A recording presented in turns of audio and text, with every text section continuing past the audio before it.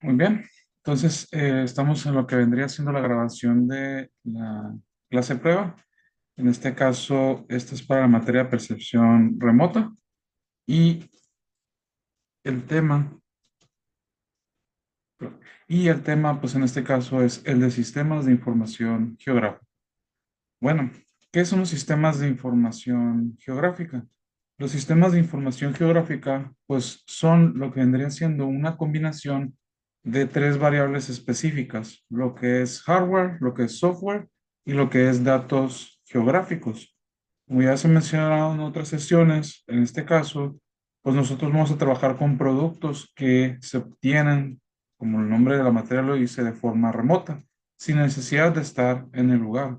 Por ejemplo, si yo quiero trabajar con un mapa de vegetación, un mapa de suelos, sin necesidad de hacer la medición, yo puedo obtener esa información. Y en los sistemas de información geográfica, pues yo puedo manipular y puedo, en este caso, analizar pues dicha información, ¿no? Tanto lo que vendría siendo esa información de datos geográficos como lo que vendría siendo el software donde se manipula y la información que se genera. Eso es el conjunto de esas tres variables, son los sistemas de información geográfica.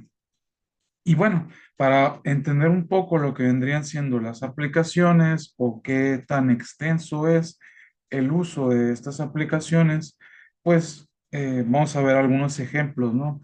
Como ya se mencionó anteriormente en clase, esto es muy extenso, tiene muchos rangos de aplicación, básicamente para cualquier rama, cualquier ciencia que requiera un análisis espacial, nosotros podemos aplicar sistemas de información geográfica. Vamos a mencionar ejemplos muy extensos de todas esas aplicaciones, ¿no? Desde lo que vendría siendo identificar problemas.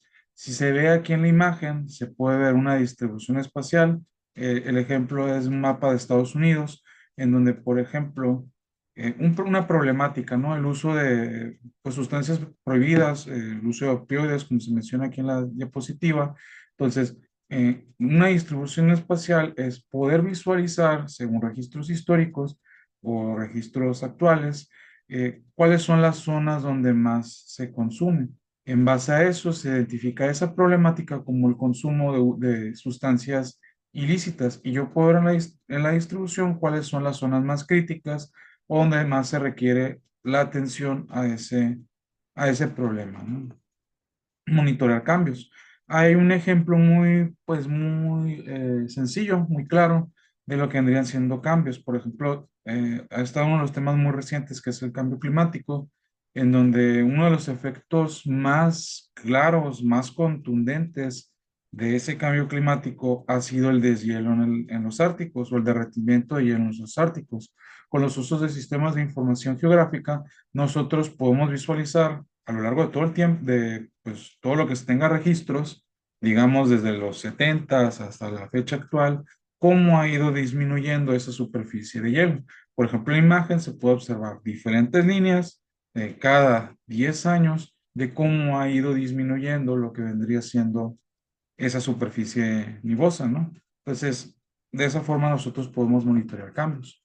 Gestionar y dar respuesta a emergencias. Esto lo hemos aplicado siempre que va a pasar un huracán, alguna tormenta importante, podemos ver en predicciones cuál va a ser el movimiento de esa tormenta, cuáles van a ser, en este caso, las áreas más afectadas donde se va a esperar una mayor cantidad de lluvia y en base a eso, pues a lo mejor pues proteger a las personas, identificar posibles desastres o posibles daños que se pudieran presentar, ¿no? Realizar, en este caso, predicciones. De hecho, ahora en los teléfonos actuales, todos nosotros podemos ver, a veces cuando vamos manejando el Google Maps, nos informa, ¿sabes qué? Pues en esta zona, pues va a haber, te va a tomar 10 minutos por esta ruta, pues esperar en el tráfico, ¿no? Si tomas esta otra ruta, te va a tomar 5 minutos, ¿no? La predicción se basa en esa distribución espacial y en datos históricos, en registros como accidentes viales, reparaciones de las calles, se puede hacer una predicción. Comprender tendencias, por ejemplo, en una ciudad, un mapeo espacial, nosotros podemos ver, por ejemplo, cuáles son las zonas donde en este caso, no sé, se requiere un mayor número de profesionistas de tipo industrial, de tipo construcción civil. Entonces podemos comprender las tendencias de qué es lo que se está presentando y en base a ello, pues hacer una planificación, ¿no? Bueno, otro ejemplo muy clarito, ¿no? Muy sencillo. Por ejemplo, yo puedo ver una ciudad en todas las colonias, cuáles son las zonas donde se tiene un mayor registro, pues, de nacimientos en los hogares, y en base a ello, a lo mejor yo puedo planificar lo que vendría siendo, pues, poner un mayor número de escuelas, porque en esa zona, pues, hay un mayor número, pues, de infantes nacidos, ¿no? Y bueno, como se mencionó ahorita, los componentes son los sistemas de computación. También es importante mencionar el usuario, la información y de dónde se obtiene la información. De las funciones SIG, podríamos resumirlo que hay 5 funciones básicas o 5 preguntas que se debe hacer uno con los sistemas de información geográfica para el saber cómo van a aplicar los sistemas. ¿Qué es? ¿Dónde está? ¿Cómo ha cambiado? ¿Qué datos están relacionados? ¿Y qué pasa si, por ejemplo, de un mismo lugar, de un mismo punto, 5 preguntas, ¿no? Ese punto, ¿qué es? La casa del señor Bruce que está en X y Y. ¿Dónde está? Si se fijan, en una zona de uso residencial. ¿Cómo ha cambiado? Por ejemplo, puedo comparar la casa del señor Bruce como está ahora a cómo estaba hace 10 años, ¿no? A lo mejor hay 10 fraccionamientos nuevos, etcétera, ¿no? ¿Qué datos están relacionados con la casa del señor Bruce? No, pues hay un hospital cercano. ¿Qué pasaría si se presenta una tormenta de 200 milímetros de lluvia? Pues se va a inundar probablemente. Y bueno, dentro de los funcionamientos es que nos permiten combinar diferentes tipos de productos de un mismo lugar. Por ejemplo, de donde estamos, de Ciudad Obregón, yo puedo combinar mapas de carreteras, mapas de construcción urbana, mapas de suelos, mapas de vegetación, mapas de elevación, mapas de redes fluviales o lo que vendría siendo la hidrología. Entonces, las ventajas dentro de sus funcionamientos es que permite trabajar con diferentes tipos de productos. Y hay 2 tipos de datos muy importantes que se deben de manejar en lo que vendrían siendo los sistemas de información geográfica. Vean esta imagen del mundo real. Entonces, hay 2 tipos de archivos, ¿no? Lo que son los archivos raster y los archivos vectoriales. Las dos representan el mismo mundo real, nada más lo representan de diferentes maneras. El raster es una malla de datos con píxeles, es lo mismo que las fotografías, es una red matricial, nada más que cada píxel pues nos está representando una variable diferente. Por ejemplo, la carretera tiene un valor de 1, el suelo tiene un valor de 2, los árboles tienen un valor de 3, la casa un valor de 4, ¿no?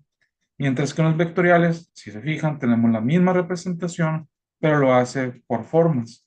En este caso, los árboles son puntos. La carretera es una polilínea, polígono, la casa, por ejemplo. Esas son las 2 formas en que se representan las imágenes en los sistemas de información geográfica.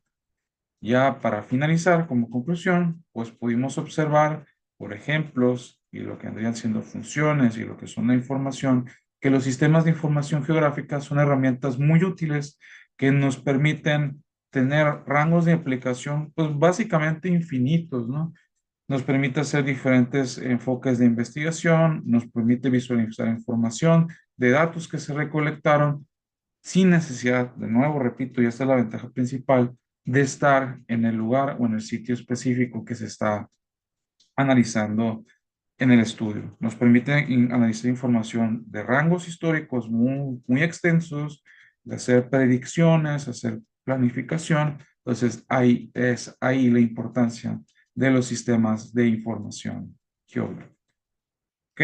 Entonces, con esto finalizamos. Muchas gracias.